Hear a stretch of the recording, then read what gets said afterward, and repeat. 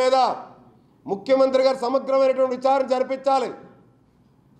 పేద అమాయక ఏదైతే ఫ్రీ హోల్డ్ భూములు ఏవైతే ఉన్నాయో వాటికి గ్రూప్ ఆఫ్ మినిస్టర్స్ ఎవరైతే ఇప్పుడు ముఖ్యమంత్రి గారు ఏర్పాటు చేశారో ఆ గ్రూప్ ఆఫ్ మినిస్టర్స్ తక్షణమే నిర్ణయాలు తీసుకొని ఫ్రీ హోల్డ్ భూముల్ని ఏ విధంగా ఫ్రీ హోల్డ్ చేయాలి, అమాయక రైతుల దగ్గర నుంచి లాక్కున్నటువంటి గద్దెలు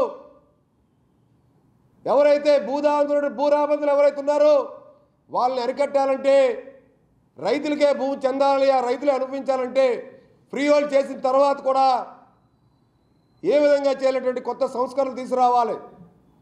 ఖచ్చితంగా కూటమి ప్రభుత్వం వచ్చిన తర్వాత కూడా గతంలో కూడా వైసీపీ ప్రభుత్వంలో జనసేన పార్టీ ఫ్రీ హోల్డ్ భూభాగోతాలు వెలుగులో తీసుకొచ్చిన జనసేన పార్టీయే. మాజీ సైనికులది, పొలిటికల్ సఫరర్స్ది, ఫ్రీడమ్ ఫైటర్స్ అందరిది కూడా ఈ కుంభకోణంలో తీసుకొచ్చిన జనసేన పార్టీయే. ప్రశ్నించే తత్వం, అన్యాయం అక్రమం దోపిడీ జరుగుతున్నప్పుడు జనసేన పార్టీ ఎప్పుడు కూడా ప్రశ్నించే వాస్తవాలను బయట తీసుకొచ్చి ప్రభుత్వ యొక్క ప్రతిష్టను కాపాడడానికి అవినీతి అధికారులు, అవినీతి రాజకీయ నాయకులు భరతం పడటానికి ఎప్పుడు కూడా మా పోరాటం నిత్యం కొనసాగుతుంది.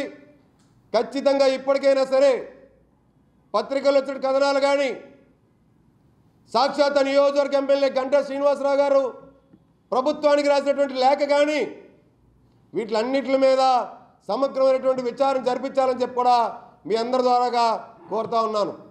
Thank you. ఆంధ్రజ్యోతిలో వచ్చినటువంటి కథనం ఇది. 2 రోజుల క్రితం వచ్చినటువంటి కథనం. మళ్ళీ మొదలు పెట్టారు. ఇదిగోండి, మళ్ళీ మొదలు పెట్టేశారు భూములు అని చెప్పి వచ్చినటువంటి కథనాలు ఇవన్నీ. విశాఖ భూములపై రాజకీయ గెద్దలు, ఇవన్నీ కూడా ఇవి కథనాలు. ఏది జవాబుదారితనం అని చెప్పి వచ్చినటువంటిది.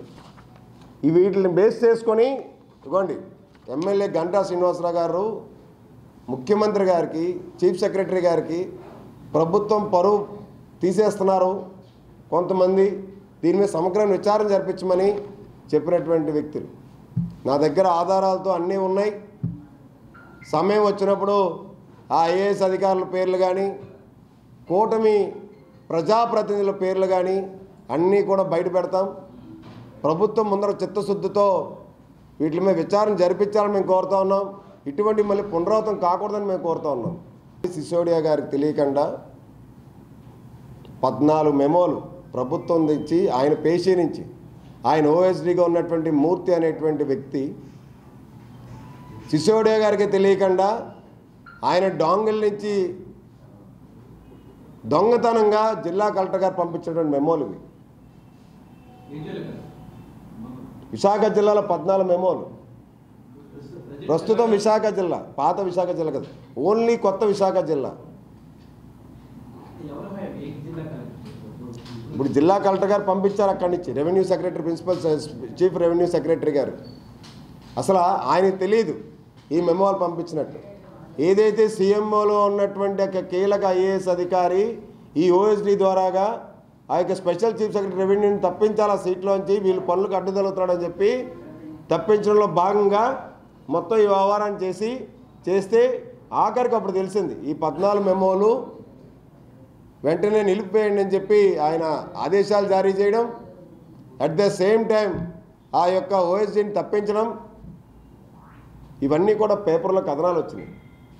అంటే గత వైసీపీ పాలనలో ఉన్నటువంటి కొంతమంది కీలక ఐఏఎస్ అధికారులు ఇప్పటికీ కూడా వైసీపీ వాసన వాళ్ళకి అంటగాగి ఇప్పుడే వాళ్ళు మొత్తం రాష్ట్ర ప్రభుత్వానికి అప్రతిష్ట పాలు చేయడానికి కుట్ర పన్నుతారన్నది సుస్పష్టం అవుతాం. అన్నీ కూడా ఇప్పటికిప్పుడు అగ్రిమెంట్లు రాయించుకొని ఇప్పటికిప్పుడు భూములు లాక్కొని చేజిక్కించుకుంటున్న వ్యవహారం కాదు. ఇవన్నీ కూడా గత వైసీపీ ప్రభుత్వంలో వైసీపీ నేతలో జవహర్ రెడ్డి గారు లాంటి కొంతమంది సీనియర్ ఐఏఎస్ అధికారులు వాళ్ళ బినామీలతో రాయించుకున్నటువంటి భూ వ్యవహారాలని ఇప్పుడు చక్కబెట్టుకుంటున్నారు. వైసీపీ నేతలు కూటమి నేతలతో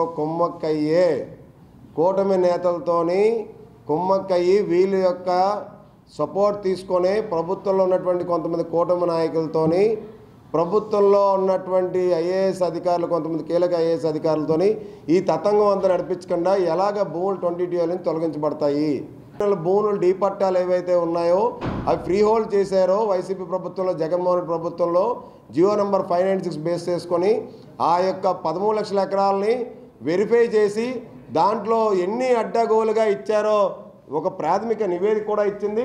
ఇంకా పూర్తి స్థాయిలో నివేదిక కూడా ఇవ్వాల్సి ఉంది. 13,59,805 ఎకరాలు గత ప్రభుత్వంలో ఫ్రీ హోల్డ్ చేసినవి. దాంట్లో 3,89,393.81 ఎకరాలు తప్పిదాలు జరిగాయి, ఫ్రీ హోల్డ్ చేయడంలో తప్పు త్రోవలో ఇచ్చారు అని ఒక ప్రాథమిక నివేదిక ఉంది నా దగ్గర. దీని తర్వాత అప్డేట్ అయ్యి ఉండొచ్చు, ఆ నివేదిక నా దగ్గర లేదు. దీనికోసం గ్రూప్ ఆఫ్ మినిస్టర్స్ని అపాయింట్ చేశారు ముఖ్యమంత్రి గారు. ఇప్పుడు అవన్నీ కూడా ఫ్రీ హోల్డ్ని అబియన్స్లో పెట్టారు, హోల్డ్లో పెట్టారు. ఇప్పుడు ఫ్రీ హోల్డ్ భూములు రిజిస్ట్రేషన్ అయ్యే పరిస్థితి లేదు.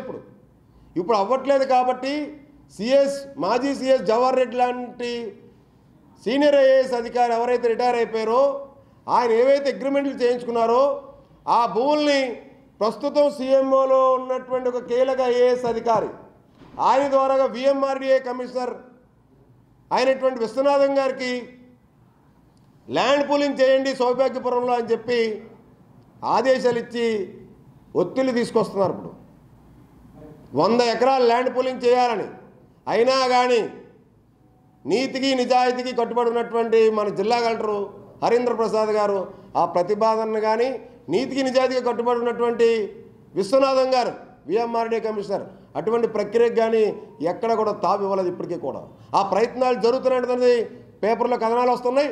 మేము గత ఏడాది జనసేన పార్టీ ఫ్రీ హోల్డ్ భూముల మీద, చుక్క భూముల మీద, ఇనాం భూముల మీద, మాజీ సైనిక ఉద్యోగుల భూముల మీద అనేకమైన ఆధారాలతో పోరాటం జరుగుతూ ఉంది. వాటి మీద ఫిర్యాదులు చేయడం జరుగుతూ ఉంది. ఖచ్చితంగా రికార్డ్ ట్యాంపరింగ్లు కూడా జరిగినాయి. అవన్నీ కూడా వెరిఫై చేయాలి. ఆ ల్యాండ్ అలాట్మెంట్స్ ఏవైతే ఎక్సర్విస్ మ్యాన్ కానీ, ఫ్రీడమ్ ఫైటర్స్ కానీ, పొలిటికల్ సఫరర్స్ కానీ ఏవైతే ఉన్నాయో డీ పట్టాలు కానీ అని కూడా మేము చెప్పడం జరిగింది. వాటిని ఆధారంగా కూటమి ప్రభుత్వం వచ్చిన తర్వాతే చిత్తశుద్ధితో ఇదంతా కూడా జరుగుతూ ఉంది. కానీ అయినప్పటికీ కూడా క్రింద స్థాయిలో సాక్షాత్తు ముఖ్యమంత్రి గారి పేషీలోనే ఒక సెక్రటరీ, ఒక ఐఏఎస్ అధికారి దీని వెనకాల ఉన్నారనేటువంటి వార్తలు పత్రికల్లో వస్తూ ఉన్నాయి. దీని మీద ఖచ్చితంగా ముఖ్యమంత్రి గారు దృష్టి పెట్టి గ్రూప్ ఆఫ్ మినిస్టర్స్ ఇప్పుడు ఎవరైతే అపాయింట్ అయ్యారో గ్రూప్ ఆఫ్ మినిస్టర్స్ కూడా రాష్ట్ర ప్రభుత్వం 5/3/2025 మొత్తం 6 సభ్యులతోని 6 మినిస్టర్లు గ్రూప్ ఆఫ్ మినిస్టర్ని అపాయింట్ చేశారు. ప్రభుత్వానికి చిత్తశుద్ధి ఉంది కాబట్టి గ్రూప్ ఆఫ్ మినిస్టర్ని అపాయింట్ చేయడం, ఫ్రీ హోల్డ్ అబియన్స్లో పెట్టడం, ఫ్రీ హోల్డ్ భూముల్ని మళ్ళీ రాజకీయ నాయకులు జవహర్ రెడ్డి లాంటి వ్యక్తులు దోచుకోకుండా అడ్డు పెట్టడం అనేది ఇప్పటికీ కూడా అబియన్స్లో పెట్టడం జరుగుతూ ఉంది. ఇంకా మీదట ముఖ్యమంత్రి గారు తెలియకుండా, రెవెన్యూ మంత్రి గారికి కూడా తెలియకుండా ఇవన్నీ జరుగుతున్నాయంటే అప్రమత్తం కావాలి. దీనిపైన సమగ్రమైన విచారణ జరపాలని చెప్పి నేను కోరుతా ఉన్నాను. నేను లేకపోతే అప్పుడు నమ్మకస్తులు కానీ, రెవెన్యూ అధికారులు కానీ అందరూ కూడా ఆయన వింగ్లో ఉన్నటువంటి వాళ్ళందరూ కూడా పూర్తి స్థాయిలో సహకారాలు అందిస్తున్నారు. వాళ్ళ బినామీ అయినటువంటి సూర్రెడ్డి త్రిలోక్ ఎవరైతే అగ్రిమెంట్ చేశారని చెప్పి సాక్ష్యాధారాలతో మేము ఎవిడెన్సెస్తో మీ అందరికీ చూపించాం. త్రిలోక్ పేరు మీద ఉన్నటువంటి ఎవిడెన్సెస్ రైతులను తీసుకొచ్చి మీకు ప్రవేశపెట్టాం. తెలుగుదేశం పార్టీ జిల్లా కార్యాలయంలో రైతులతో కూర్చోబెట్టి నేను మీకు ఆధారాలతో చూపించా. జవహర్ రెడ్డి మా భూముల్లోకి వచ్చారు, మా భూములు లాక్కుంటున్నారు, మమ్మల్ని వచ్చి బెదిరించారని చెప్పి సాక్షాత్ రైతులు కూడా వచ్చి మీ ముందర చెప్పారు గత ఏడాదిలో ఈ ఫ్రీ హోల్డ్ భూముల విషయంలో. ఇప్పటికీ కూడా జవహర్ రెడ్డి ఏదైతే తన ఫ్రీ హోల్డ్ భూములు రిజిస్ట్రేషన్ చేయించుకోవాలని చెప్పి తాతాలు ఆడుతూ ఉన్నాడు ఆయన. ఇప్పుడు అది సాధ్యం కావట్లేదు కాబట్టి కూటమి ప్రభుత్వం అబియన్స్లో పెట్టింది కాబట్టి ఇప్పుడు తనకున్నటువంటి తన పరిచయం ఉన్నటువంటి ఐఏఎస్ అధికారులతో పావులు కదిపి ఇప్పుడు విఎంఆర్డీఏ కమిషనర్ మీద సౌభాగ్యపురంది ఎలాగైనా మీరు 100 ఎకరాలు ల్యాండ్ పూలింగ్ చేయండి అని చెప్పి ఒత్తిళ్లు తీసుకొస్తున్నటువంటి వైనం పేపర్లో కథనాలు వస్తున్నాయి. ఇవన్నీ కూడా నిలిపివేయాలి, వీటికన్నిటికీ అడ్డుకట్టు వేయాలి. పేదవాడి భూమి పేదవాడు చెందాలి, వాళ్ళ కుటుంబ అవసరాల కోసం ఉపయోగపడే విధంగా అవన్నీ కూడా వినియోగించుకోవాలి. గత ప్రభుత్వాలు ఒక మంచి ఉద్దేశంతో పేద అమాయక దళిత గిరిజన రైతులుగా భూములు కేటాయింపులు చేశారు. ఎంత దారుణం అంటారండి, మాజీ సైనికుల కుటుంబాలకి 20 లక్షలు ఇచ్చి